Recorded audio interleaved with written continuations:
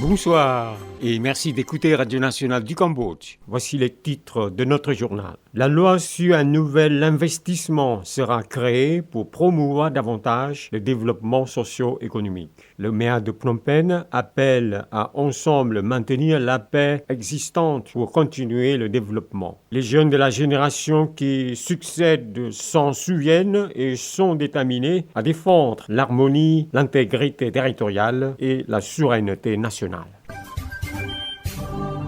Vous êtes bien à l'écoute de Radio Nationale du Cambodge, 65.70 FM et sur 918 AM. Une réunion consultative sur le projet de loi sur un nouvel investissement du Cambodge a été tenue le 6 janvier et dirigée par Sokchenda Sopir, ministre délégué auprès du Premier ministre et secrétaire général du Conseil du développement du Cambodge. Le projet de loi sur un nouvel investissement a été mis en place suivant le document politique du développement du secteur industriel cambodgien 2015-2025 et les recommandations données par Somdech Techo Hun Sen, Premier ministre cambodgien, lors du forum gouvernement royal, secteur privé, 18e édition, tenu le 29 mars 2019. Ce projet vise à rendre la loi d'investissement du Cambodge plus attrayante et plus compétitive en vue du développement socio-économique au Cambodge. Ce projet de loi a été mis en discussion avec le secteur privé par le groupe de législation, de fiscalité et de gouvernance du forum gouvernement royal, secteur privé pour obtenir des éléments entrants éventuels. Participer à cette réunion consultative, les groupes de travail pour élaborer la loi d'investissement du ministère de l'économie et des finances et les représentants des ministères et des parties concernés. À noter que la loi sur l'investissement du Cambodge a été adoptée pour la mettre en usage pour la première fois en 1994 et a été amendée en 2003.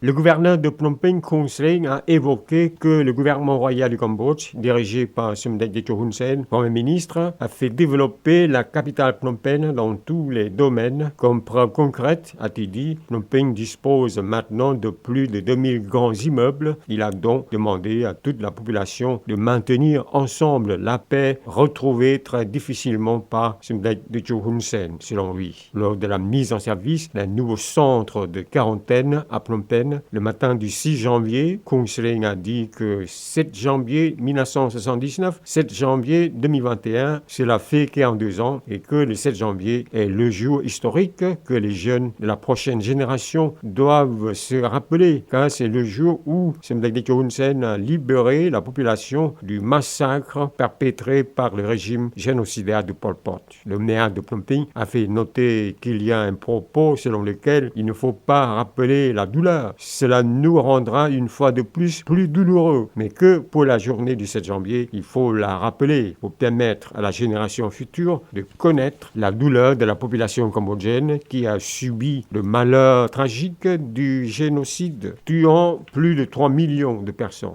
M. Khun Sreng a dit que ce rappel est pour permettre à la population d'être toujours vigilant dans le maintien de la paix pour éviter le pays de se plonger de nouveau dans le feu de guerre. Concernant le nouveau centre de quarantaine, il se trouve à Phnom Penh dans le quartier de Prey Pneu, arrondissement du même nom. Le centre peut recevoir 500 passagers qui doivent se mettre en quarantaine tout de suite après leur arrivée à l'aéroport international de Phnom Penh. Le président de l'Union fédérative de la jeunesse du Cambodge, Hun Mani, a soulevé le bienfait du 7 janvier, journée de la victoire, fruit de la génération précédente qui s'est unie pour libérer le peuple cambodgien du régime des génocides de Pol Pot, apportant ainsi la survie, la liberté et l'harmonie, selon lui. Sur sa page Facebook postée juste au 42e anniversaire de la victoire du 7 janvier, le président de l'Union fédérative de la jeunesse du Cambodge a écrit « Aujourd'hui, il y a 42 ans, les jeunes de la génération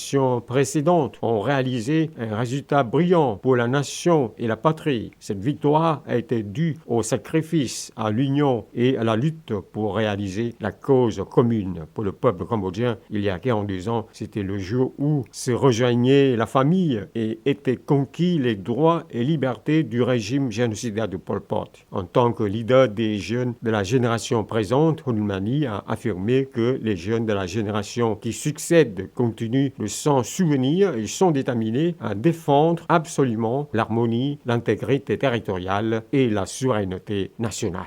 C'est la fin de cette édition. Merci de l'avoir suivi sur Radio Nationale du Cambodge. Au revoir et bonne soirée à tous.